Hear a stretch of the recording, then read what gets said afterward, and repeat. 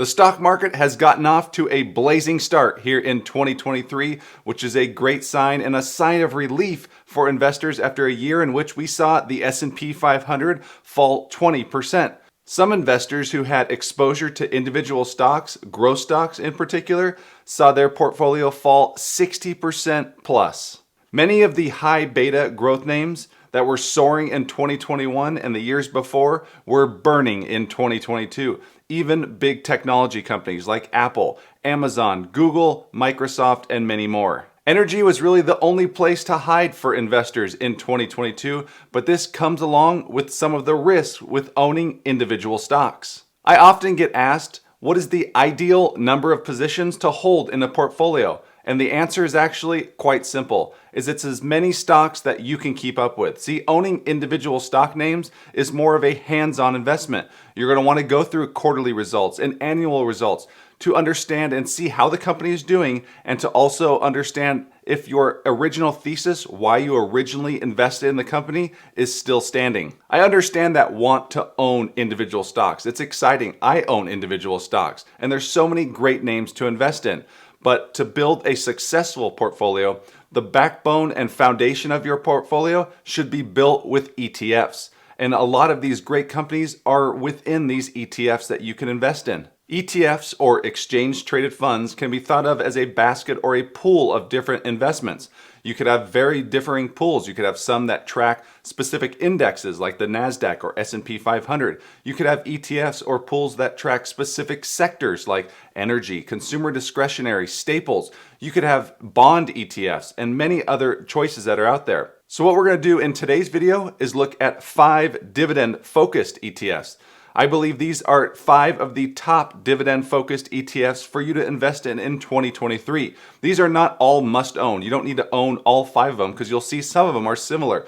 But they are 5 great options for you to look at for your dividend portfolio. And before we get started, if you could do me a huge favor and click that like button down below, that is huge for the growth of this channel moving forward, and I greatly appreciate it. With that being said, let's jump into the video.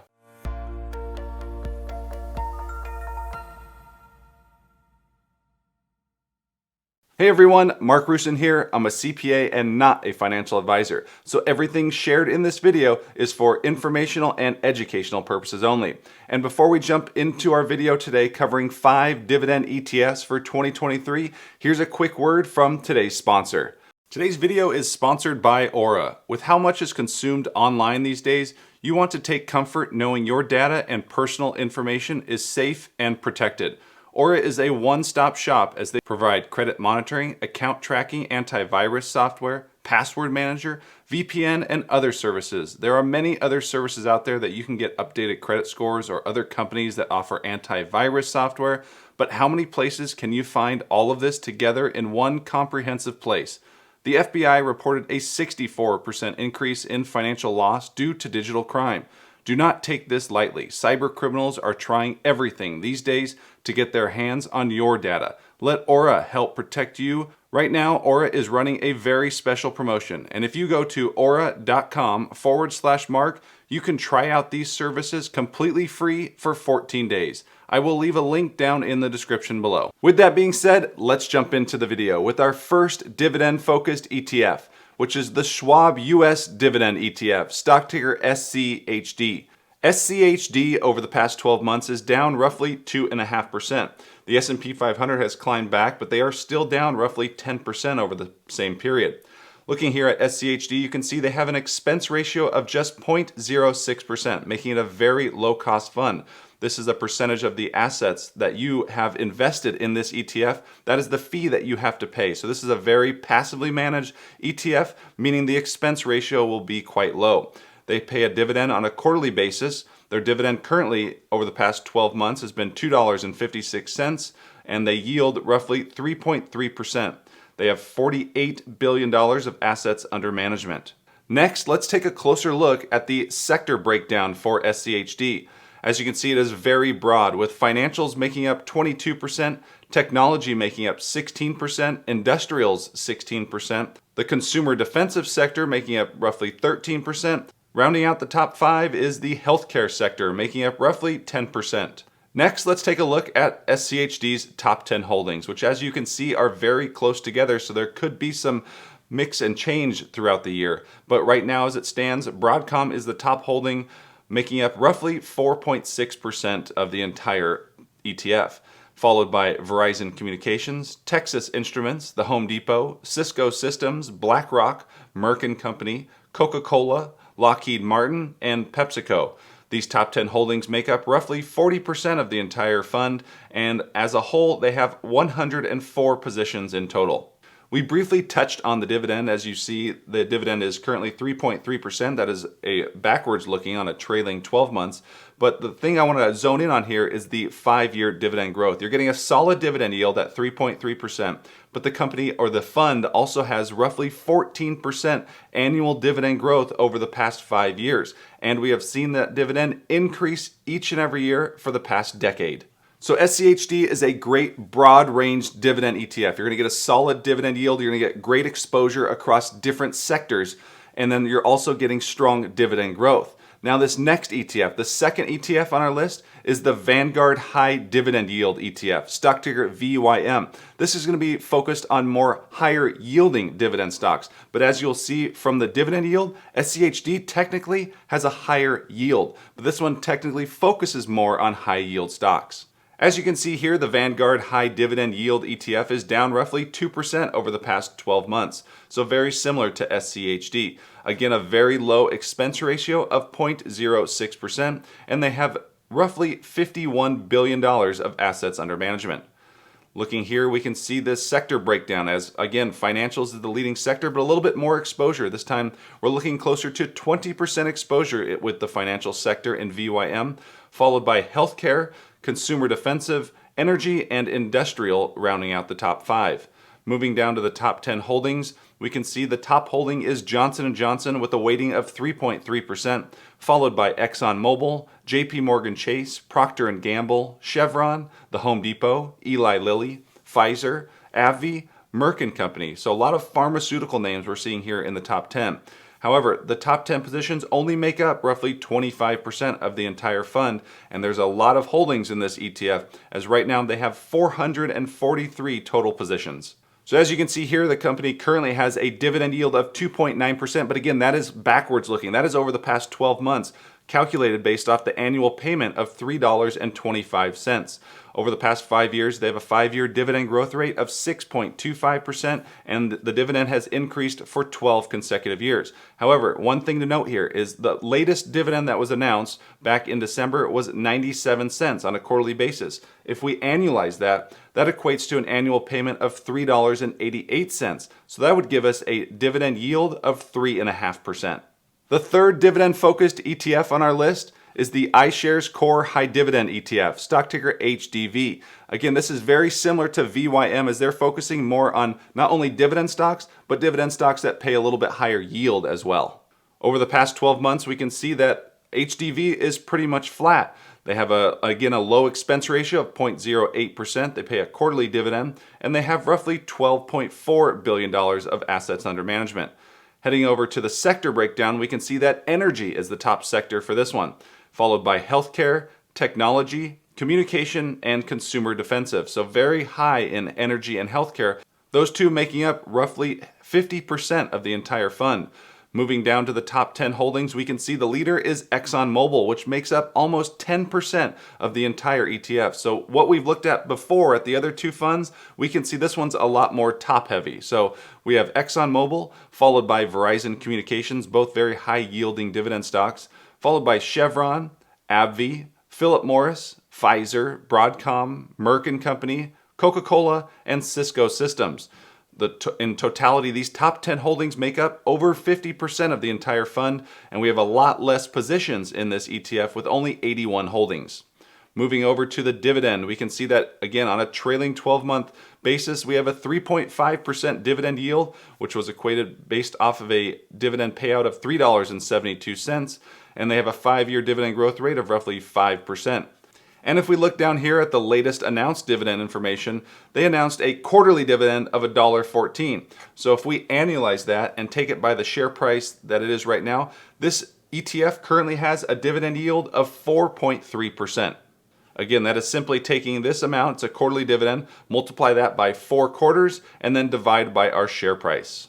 So now we've looked at a broad-based dividend ETF with SCHD. We've looked at 2 dividend ETFs that focus more on higher yield. They're a little bit different in the sectors that they focus on, with HDV and VYM. HDV focusing much more on the energy sector. Now we're going to focus on, again, another dividend-focused ETF, but this ETF focuses more on dividend growth stocks, and that is none other than the iShares Core Dividend ETF, which is stock ticker DGRO. DGRO over the past 12 months is down 5%. Again, another low-cost ETF with an expense ratio of just 0.08%. This ETF has $25 billion of assets under management. Heading over to the top sectors, we can see financials as the top sector, equating to nearly 20% of the entire ETF, followed by healthcare, technology, industrials, and consumer defensive. But again, a very broad-based ETF. Moving down to the top 10 holdings, Exxon again is our top holding, like we saw with HDV, but like HDV had a 10% weighting, whereas ExxonMobil has only a 3.3% weighting. The next in line is JP Morgan, Apple, Microsoft, Johnson & Johnson, Chevron, AbbVie, Procter & Gamble, the Home Depot, and Pfizer. These top 10 positions make up roughly 26% of the entire ETF. And this ETF is very broad-based with 452 different positions. Moving over to the dividend. This ETF currently has a dividend yield of 2.3%, which was calculated off the past 12 months dividend payments of $1.17. Again, a dividend growth focus, so we see a 5-year dividend growth rate of nearly 11%, and the dividend has increased for 8 consecutive years. However, again, let's look at the latest announced dividend back in December, where they announced a quarterly dividend of 33 cents, which equates to a dividend yield right now. Again, that's a quarterly, so let's annualize that, multiply that by 4, and then divide by the current share price, which gives you a dividend yield of 2.5%. The 5th and final dividend-focused ETF today is more of an income-focused ETF, and that is none other than the JP Morgan Nasdaq Equity Premium ETF, stock ticker JEPQ. You may be more familiar with the older sibling, which is JEPI. They focus more on the S&P 500 stocks and selling outdated S&P 500 calls. JEPQ is very similar, but they focus more on NASDAQ and technology companies. So we're gonna look at the holdings here in a second, but you're gonna see a lot of top technology companies, but they're also selling covered calls focused more on these positions and the NASDAQ. JEPQ is a newer ETF, so they're not even a year old. So when looking at the stats here, we'll look at the year to date. You can see that is up 6.6%. Over the past 6 months, though, they're down 11%. So when you're having a ETF that focuses on selling covered calls, they can also cap the upside of that ETF as well. Again, this is one that's going to be selling and doing a lot more, so we're going to see a higher expense ratio. The other ETFs that we look at are much more passively managed, so they can have a much lower expense ratio, where this one's going to be doing some options play, so it's going to have a little bit higher, but still low nonetheless at 0.35%. The company pays a monthly dividend, which we'll look at here soon, and assets under management are currently $40 million.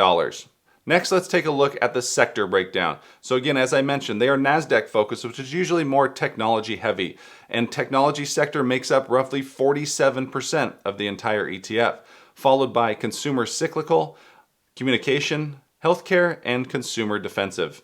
Again, as you can see here on this holdings breakdown, it is much more focused on these top 5 industries. So now let's look at the dividend, and given that this is a monthly paying ETF, and they're doing these covered calls, the income can change on a drastic basis. So you can see here that back in June, we had a dividend of 37 cents per share, which has moved quite drastically from up to 54. We even had 0.68 here back in November. And the latest here in February was declared a 44-cent dividend. So again, it's all based on the companies that they own changing their dividends, but also on the covered call strategy that they're taking as well. So with the likes of JEPI or JEPQ, these can all be great near-term ETFs, especially for income-focused investors.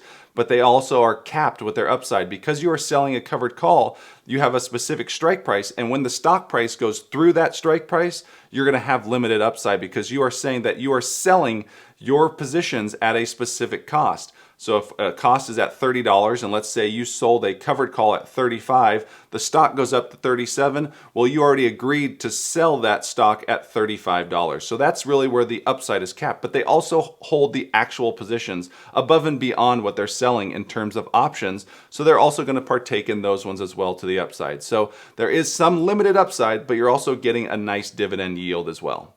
So those are the 5 dividend ETFs. You have a broad-based ETF with SCHD. We've looked at a couple of higher yielding ETFs with HDV and VYM. We also looked at a dividend growth ETF. So that one's going to be a little bit lower yield. You have some more growth potential in terms of share price as well as dividend growth. And then we looked at more of an income-focused ETF with JEPQ. Down in the comments section below, let me know which of these ETFs fits your portfolio and which one is your favorite. Also, if you haven't done so yet, hit that like button, subscribe to the channel so you are notified anytime we drop a new video. And with that being said, we'll see you next time. Take care.